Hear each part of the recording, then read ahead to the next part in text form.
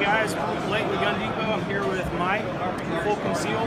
He's going to show us kind of the operation of the Glock 19 and how it takes down, how the magazine works, and magwell, and the Ninja Flip. So this is the follow-up video to what we showed you before. These will be in stock Tuesday in the store. So come on down, get ready for it. I'm going to show you a little bit about it. All right, cool. Thanks, Mike. Yes, Mike. All right, so here you go. These are M3, D for double stack.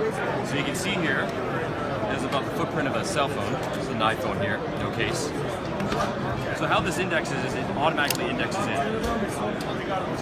In terms of reliability of this indexing, it can go anywhere. The worst case, it'll just lock down here and you can index it. But even if the magazine is halfway through here and the bullet is coming out, as long as it's held by the feed lips, you can always index it. It will always be reliable 100% to index. Get that round out there. So that's the M3. Now in this configuration, it comes with a 21 round mag, but you can get a 33 round mag. Let's say one from, here's a factory Glock 33 round mag.